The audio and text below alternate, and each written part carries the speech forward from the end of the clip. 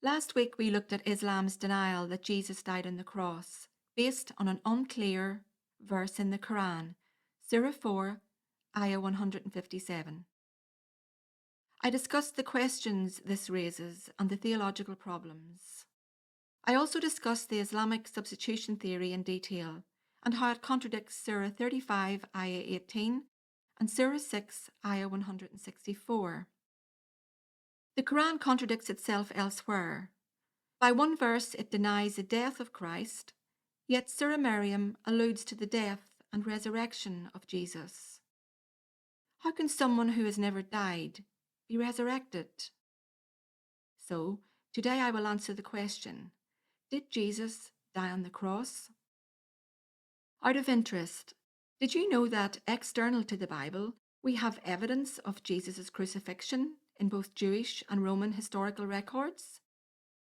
For example, the Jewish historian Flavius Josephus and the Roman historian Cornelius Tacitus wrote about it in the 1st century AD, as did Lucian the Greek, writing in the 2nd century AD. And did you know that the Old Testament scriptures record the prophets' predictions concerning the sufferings of the Messiah? Lord willing, we will look at this in detail next time. There is also the testimony of the Gospels, as in how Jesus was betrayed by his friend Judas. This event was prophesied in Psalms 41 and 55 and by the prophet Zechariah. And John chapter 19 records how Mary, Jesus' mother, was at the cross. Surely a mother would recognize her own son, would she not? Many of Jesus' followers were also witnesses to his crucifixion. John records that when Jesus received the vinegar, he declared, "It is finished," and gave up his spirit. Please do not miss this. Jesus willingly and voluntarily gave up his spirit. In prophesying of his death, Jesus had also declared that he was doing it by his own will. No one took Jesus' life from him. And for sure, Pilate had to be certain that Jesus was dead before giving permission for his body to be removed from the cross. And the Jews knew that Jesus was dead because they requested that a guard be placed at the tomb. The tomb belonged to a rich man. Did you know that this also was prophesied 700 years earlier by Isaiah the prophet?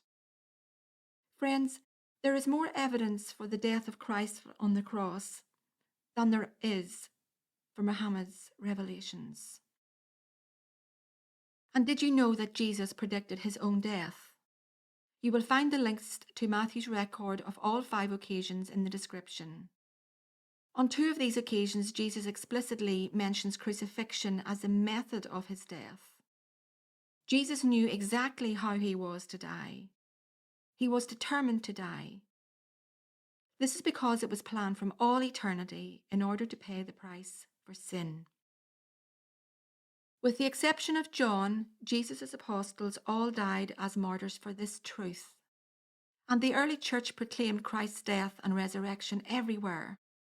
Indeed, Acts 2 is a record of Peter's sermon at Pentecost. In verse 23, Peter says this, "This Jesus, delivered up according to the definite plan and foreknowledge of God, you crucified and killed by the hands of lawless men." Peter was addressing the Jews here. Friends, in teaching the substitution theory, Islam promotes the lie of a false god, Allah, who deceives people by putting an innocent to death in place of another. Yahweh, the God of the Bible, declares in his word that he hates lying. God never lies. It goes against his perfect character, and God warns that all liars will go to hell. Friends, sin is not just a mistake. Sin must be punished. This is why God sent Jesus as our Saviour to pay the price for sin, by his blood poured out on the cross at Calvary on our behalf. Yes, there is a certain shame in the cross, but it is also a great victory. The cross demonstrates God's hatred for sin and at the same time his immense love for sinners who trust in Jesus for their salvation. This is why Jesus endured the cross.